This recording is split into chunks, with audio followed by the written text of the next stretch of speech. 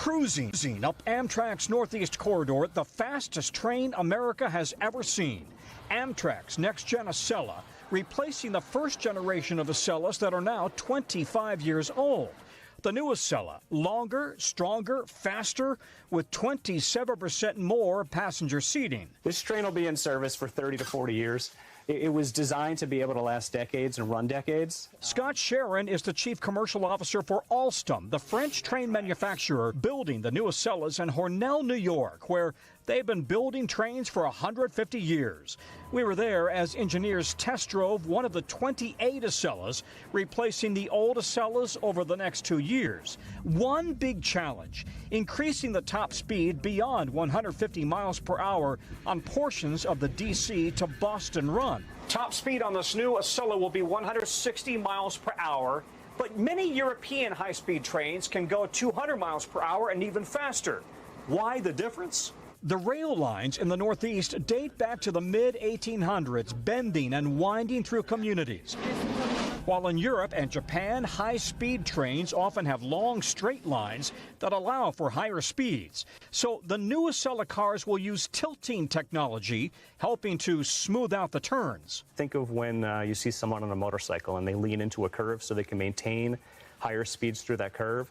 This train has that ability. And it's going to feel much more like a European train. Contoured seats, 5G Wi-Fi, high speed throughout, much bigger windows, and the glass itself designed to reduce interference with your cell phone. Each passenger will also have a reading light, a USB port, and power plug. Amtrak promises next-gen Acela is more than a new train. It's an evolution of travel as we launch a new standard for American train travel. And something train enthusiasts will love. The new Acela cars are joined using a common set of axles and wheels, creating a rigid structure for the entire length of the train. No more rocking and vibrating in the gangway between cars. 15,000 U.S. workers have been part of building America's fastest passenger train ever. What are you most proud of with this train? What do you think is the biggest gee whiz factor? I think the biggest gee whiz factor is just when you walk in, it feels so cutting edge and so neat and fun to be a part of. You just get excited to have the passengers get on it. So, Tom, 160 miles an hour, you got faster trains, you've got faster Wi-Fi, you've got more seats.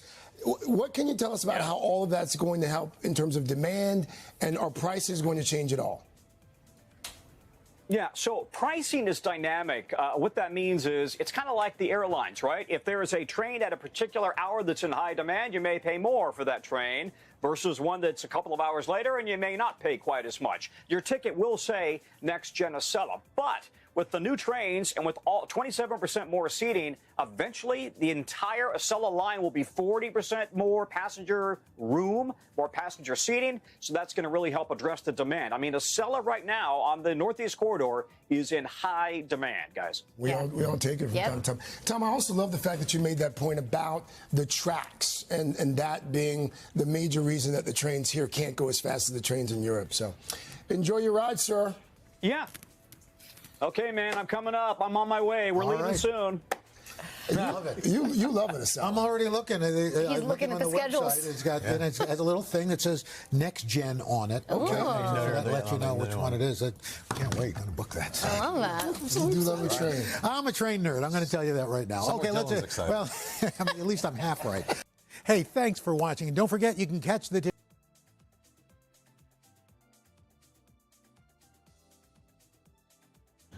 Welcome back. America's train stations getting a much-needed upgrade as the Transportation Department is revealing the next-gen Acela, an Amtrak high-speed train that will run through multiple major East Coast cities. Fox Business's Lydia Hu is live in Washington's Union Station right now. She'll take the first ride this morning with the Transportation Secretary, Sean Duffy. Lydia, you're on the train right now. Maria, we are on the train right now. This is better than being inside of a brand new car, Secretary Duffy. I got to say, it's really exciting. This has been over a decade in the making, unveiling this new Acela Next Gen. What are you excited to reveal? What can passengers expect with these new trains? So first off, it's about 12 years in the making. So just if you look down, this is beautiful. It's brand new. It's going to be a way different traveling experience for those who want to take the Acela, usually between D.C., New York, but also up to Boston. Again, we're gonna have more trains. 5 are rolling out right now. In the next year, we're gonna roll out 28, replacing the 15 old trains. And we're gonna have better pricing for consumers, but also better profit for Amtrak. We want to make sure federal dollars have to stop going to Amtrak. They can be self-sustainable. Right. And these trains are part of that. And again, a lot of people don't want to take the old Acela because it was showing its age. Yeah. This is beautiful. This is new, and we're going to make Union Station safer as well. The experience, top to bottom, is going to be way better and way safer. You know, I was taking a look at the Amtrak data. Ridership is up, revenue is up, and you're also cutting costs. So that seems like a really good trend there. And like you just said, this is part of kind of a broader revamp. Tell me about taking over management of Union Station, where we are, Washington, D.C. How does that fit into what President Trump is doing with Washington, D.C.? And, you know, what can people expect the changes to be? So first off, DOT owns Union Station, and we've had a lot of partners that we've subleased to or we've leased to. We're going to take it back, and we're going to drive out the homelessness. We're going to drive out the crime, and we are going to, I think, bring in more retailers, I think more customers. It'll be better revenue. And again, this is our capital city. It should be beautiful. Yeah. And the president wants a beautiful capital. I want a beautiful capital. And so this plan is going to make Union Station represent the president's vision of what America can and should look like. Well, Secretary Duffy, we are so delighted to ride the train from Washington, D.C. all the way up to New York with you today. So hopefully we'll have more time to talk. Maria, I want to send it back to you.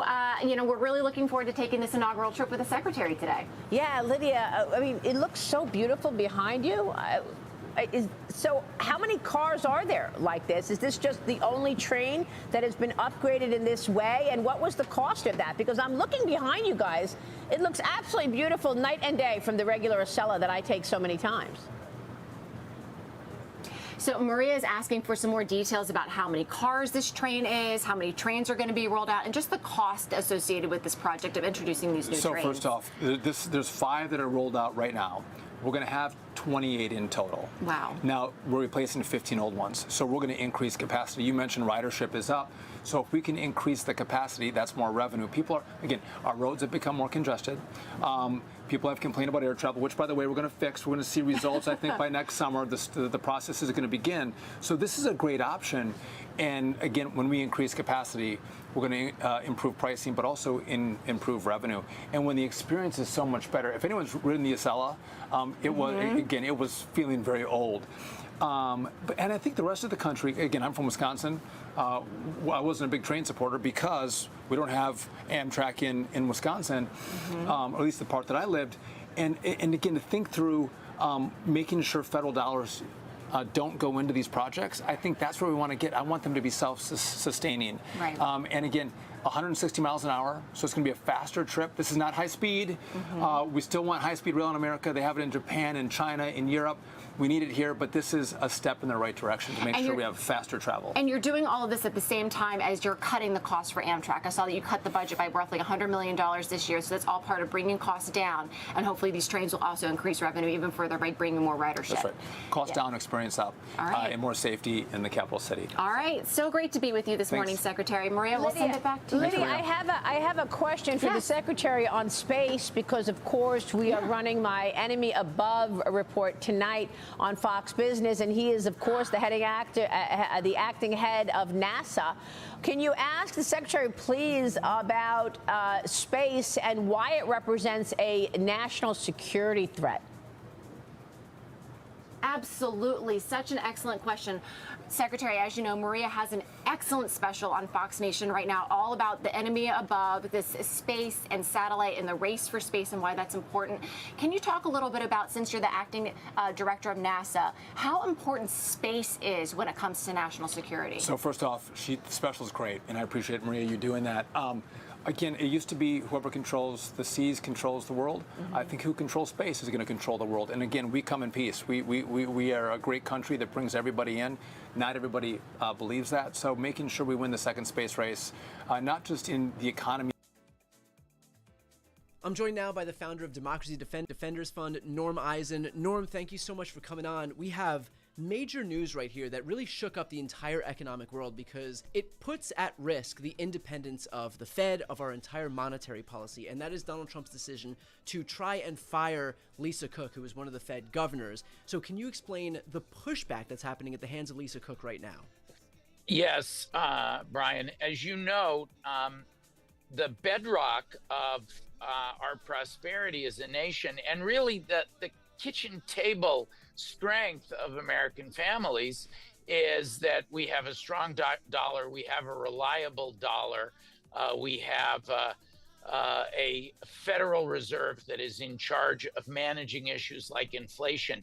If you attack the independence of the Federal Reserve, their ability to do their job, you weaken the prosperity of every American. And that's just what happened when Donald Trump baselessly announced last night, sent a letter saying that Federal Governor Lisa Cook, the first Federal Reserve governor who's an African-American woman in the history of that institution, was being terminated. He claims that it meets the legal standard of for cause, but that's a joke. There's no basis that's been established in law for this termination. Immediately, the dollar weakened. The dollar got worse on exchange rates. That hit all of our pocketbooks. That's the meaning of Fed independence. It keeps us prosperous as a nation. Once again, like with his tariffs, like with the big brutal betrayal, the tax cuts for billionaires, taking away healthcare from average folks, he's hit us in the wallet again, almost as if he intends to harm the American consumer. So I got to ask first and foremost, the only way that Trump has a legal basis to go ahead and fire Lisa Cook is, as you know, for cause. Now, he's trying to gin up some scandal about mortgage fraud, which is a claim that this administration has leveraged not just on Lisa Cook, but also on other people who they view as political opponents, including Adam Schiff. But can you talk about the legitimacy of this claim as it relates to Lisa Cook? It's utterly ridiculous as to Lisa Cook. The same is true with very similar claims that are being made about Donald Trump's adversaries, Adam Schiff and AG Tish James.